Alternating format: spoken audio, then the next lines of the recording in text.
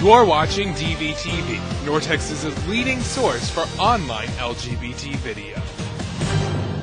And welcome to another episode of DVTV. I'm Lacey Brustchey here at the Cathedral of Hope. We're going to go interview Reverend Michael Piazza and talk to him about what the past 20 years has been like for the LGBT community of Dallas and what he sees for the future.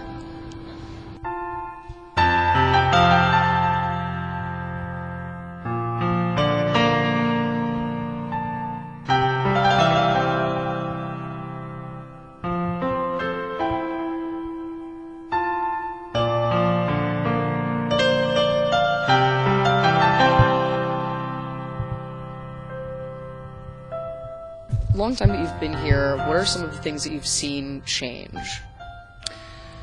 Well, when I came in 1987, the community, actually the whole region, was in a severe depression. There was the oil had collapsed, real estate market had collapsed, the savings and loan industry Dallas was sort of the epicenter of that collapse. And so it wasn't a recession, it really was a depression. And so obviously a condo that the church owned as the parsonage, they had bought for over $100,000 and it was worth like $29,000 by the time I arrived. And in 1987, it was like the worst of the AIDS crisis.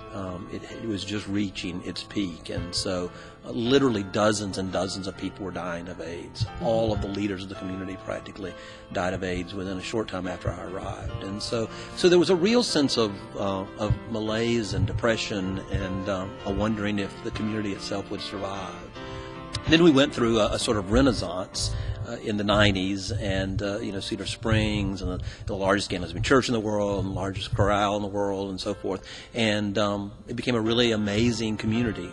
And the interesting thing is now there's another shift. There's a sense in which we almost succeeded too well, in that we have an openly lesbian sheriff, we have an openly gay county judge, we have an openly gay man running as mayor, and all of them are members of this congregation, and we're very proud of them. But there's a sense in which that sort of signals that our community has won acceptance to the extent that it's becoming assimilated. Mm-hmm. That while we get acceptance into the mainstream, we stop advocating for the values that really are our own. There are churches in town that accept us and love us, and so we go to those churches, mainstream churches, and it takes away any passion, and we fail to remember that while those churches may love us, they won't ordain us. Mm-hmm. They won't marry us, and that's not acceptable. When we allow it to be acceptable to sit in their pews and pay their bills and sing in their choir, but not demand that they ordain us and marry us, then what we're accepting is second-class citizenship. Not only accepting it, but we're paying for it.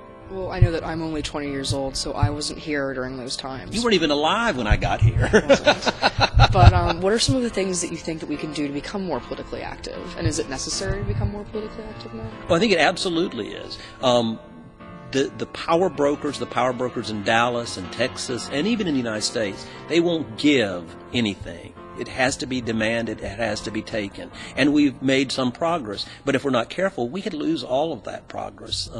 Right now it looks as if the unpopularity of the president and of the religious right, it looks like, we're on the winning sort of side of things. But the interesting thing was when Bill Clinton was elected, progressive organizations in this country almost died because people just sat down and relaxed and acted as if we had won.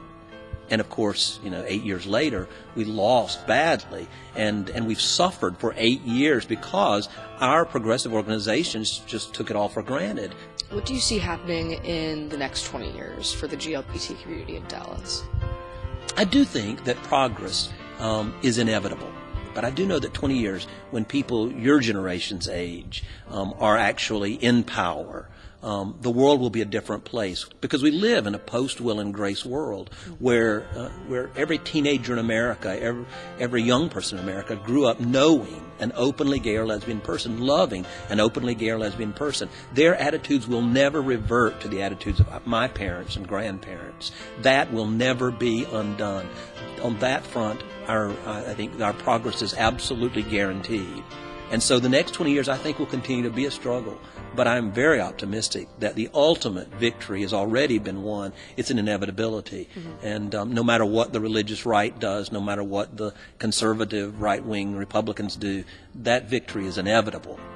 2 weeks ago when J.K. Rowling said that Dumbledore was gay, they cheered. I mean, and here are two heterosexual teenage girls who think, how cool is that? that the greatest wizard on earth is gay. And so I think the children are a sign of where the world is going. I think we've all got a little while to wait for it and a lot more work to do for it, but that's where the world's going.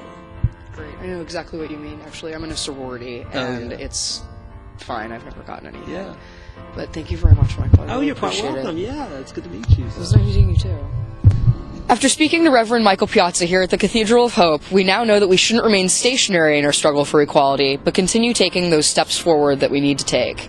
For all of us here at Dallas Voice, I'm Lacey Brustchey. If you have any entertainment or news segments that you'd like us to cover, please email us at dvtv@dallasvoice.com.